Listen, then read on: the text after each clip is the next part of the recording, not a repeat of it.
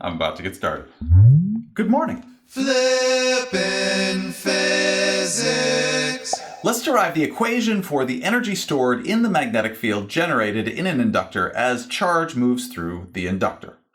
To do that, we need to discuss the basics of an LR circuit. This LR circuit is a circuit with an inductor, a resistor, a battery, and a switch. Initially, when time t is less than 0, the switch is open. At time t equals 0, the switch is closed and stays closed. The current increases from 0 to some steady state current, capital I.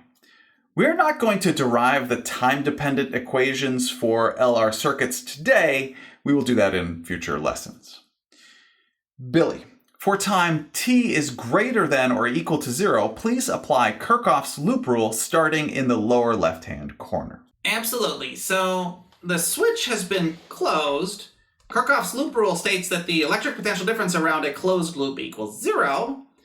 Moving clockwise around the circuit from this perspective, first we get to the battery and we add the EMF of the battery because the electric potential goes up when going from the negative to the positive terminals of the battery. The battery is adding electric potential energy to the circuit.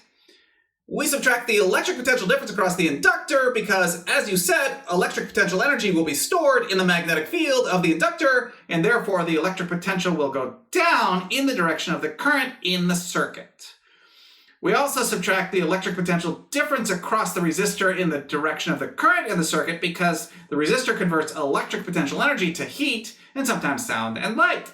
And please substitute in equations for the electric potential differences across the inductor and the resistor. Okay. For the inductor, the induced EMF equals negative inductance times the time rate of change of current, but we do not include the negative again in that equation because we already showed that the electric potential goes down across the inductor with the negative in the Kirchhoff's loop rule equation, and the electric potential difference across a resistor equals current times resistance. Thank you, Billy. Now we solve that equation for the EMF across the battery, and then multiply the whole equation by the current in the circuit.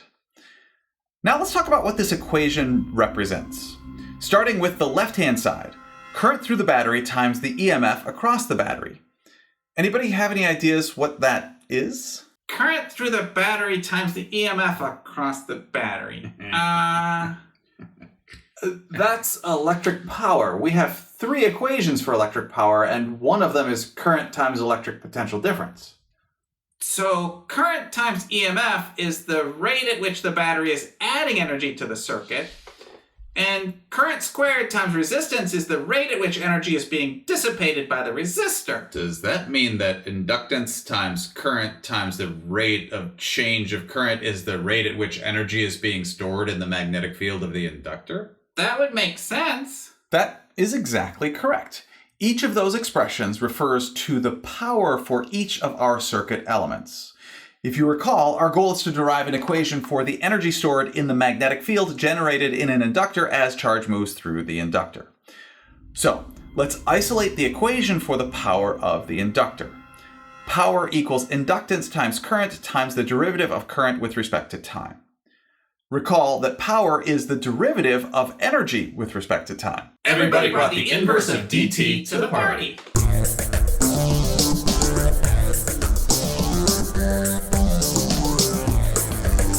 Everybody brought mass. Bo, from here, please derive the equation for the energy stored in the magnetic field generated in an inductor by the charges moving through the inductor. Sure. Well, we can take the integral of both sides. The limits of both integrals start at 0 and end at their final variables of energy stored in the inductor and current. The integral of 1 with respect to energy is just the energy stored in the inductor. On the right-hand side, inductance of the inductor is constant, so that can be taken out from the integral. The integral of current with respect to current is current squared over 2. Considering the limits go from 0 to current in the inductor, the energy stored in the magnetic field in an inductor equals 1/2 times inductance times the square of the current in the inductor. Thank you, Bo. We just derived an equation for the energy stored in the magnetic field generated in an inductor as charges move through the inductor. Please realize that energy is only present when current is passing through the inductor. This is because the magnetic field generated in the inductor is due to the charges moving through the inductor. If the charges are not moving, there is no magnetic field in the inductor. Realize this is different from how a capacitor functions. The energy stored in a capacitor is stored in the electric field of the capacitor. We have 3 equivalent equations for that. Billy, what are they?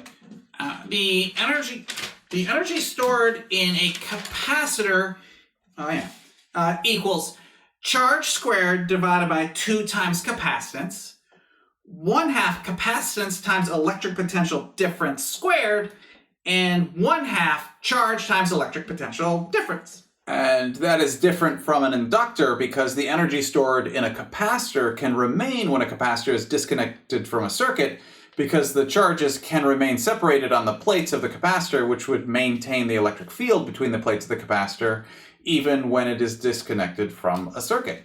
But the magnetic field in an inductor is not there when there is no current passing through the inductor. Exactly.